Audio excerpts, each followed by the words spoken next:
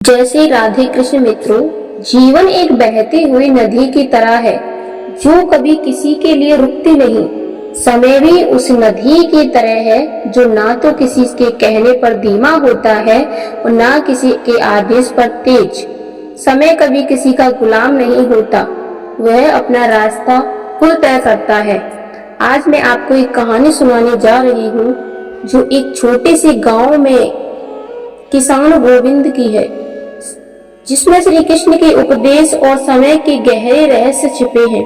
गोविंद मेहनती था, परंतु वह हमेशा यही सोचता रहता था कि सही समय आएगा, तब मैं अपने खेत में मेहनत करूंगा, तब मैं अपने घर को सुधारूंगा, तब मैं अपने सपने को पूरा करूंगा। लेकिन यह तब कभी नहीं आया, क्योंकि वह हर दिन काम टाल देता। एक दिन गांव में एक वृद्ध साधु आए, जिसके मुख से हर कोई अमृत जैसी बातें सुनता था।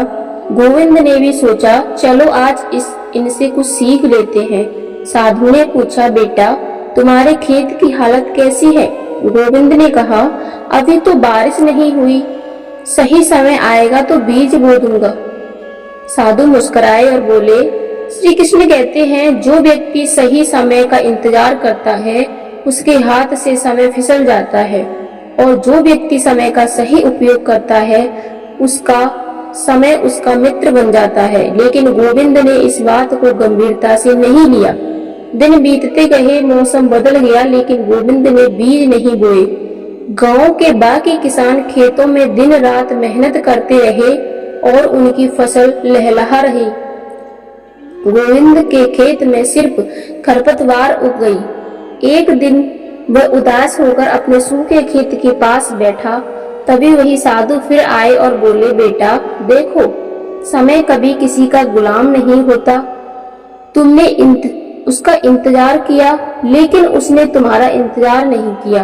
गोविंद को अपनी गलती का एहसास हुआ। श्री कृष्ण कहते हैं, जो बीज तुम आज भी नहीं बोगे उसका फल कल नहीं मिलेगा। जो अवसर तुम आज छोड़ दोगे वह कल तुम्हारे दरवाजे पर दस्तक नहीं देगा। गोविंद ने उसी क्षण ठान लिया कि अब वह समय का दास नहीं बनेगा, बल्कि समय को अपना मित्र बनाएगा। अगले ही दिन वह सुबह से खेत में लग गया। मिट्टी जोती, बीज बोए और रोज पानी देता रहा। धीरे धीरे उसकी मेहनत रंग लाने लगी। खेत में हरियाली फैल गई। गांव के लोग उसकी लगन देखकर हैरान थे, लेकिन गोविंद ने कभी पीछे मुड़कर नहीं देखा, क्योंकि उसे पता था कि समय वापस नहीं आएगा।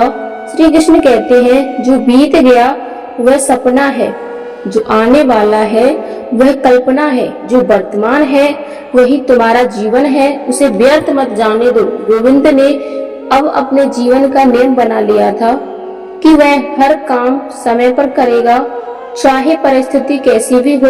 एक दिन गांव में भारी बारिश हुई। नदी में बाढ़ आ गई। कई लोग के खेत बह गए, लेकिन गोविंद का बीज खेत बच गया, क्योंकि उसने समय पर फसल काट दी थी। लोग उसकी समझदारी की तारीफ करने लगे। गोविंद ने उन्हें बस इतना कहा, भाइयों, समय भगवान की सबसे बड़ी देन है। अगर उसका सम्मान करोगे तो वह तुम्हें सम्मान देगा, अगर उसका अपमान करोगे तो वह तुम्हें पछताने के सिवा कुछ नहीं देगा। श्री कृष्ण कहते हैं, समय का अपमान करना ईश्वर का अपमान करने के बराबर है, क्योंकि समय ही तुम्हें जीवन देता है। धीरे धीरे गोविंद गांव की सबसे फसल किसानों में गिन जाने लगा। उसका मेहनत, उनका अनुशासन और समय के प्रति उसका आदर सबके लिए प्रेरणा बन गया। उसने गांव के बच्चों को भी सिखाना शुरू किया कि आलस जीवन का सबसे बड़ा चोर है, और जो आज का काम कल पर छोड़ता है वह अपने ही हाथों अपने भविष्य को बर्बाद करता है। वह उन्हें खेत में ले जाकर दिखाता, देखो बच्चों, यह हरी भरी फसल समय पर बोने और देखभाल करने का फल है, और वह सूखा पड़ा खेत समय की अनदेखी का नतीजा। श्री कृष्ण कहते हैं, जो समय का दास है वह सदा सुखी रहता है, और जो समय का मालिक है वह सदा सुखी रहता है। गोविंद ने यह बात अपने जीवन के साबित करती। मित्रों, यह कहानी सिखाती है कि समय न किसी का राजा के लिए रुकता है, न किसी गरीब के लिए।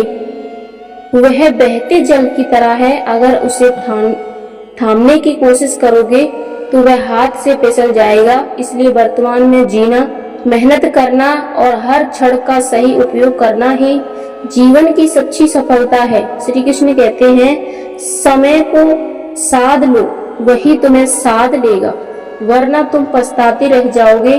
और फिर यही है जीवन का सबसे बड़ा सत्य, समय कभी किसी का गुलाम नहीं होता।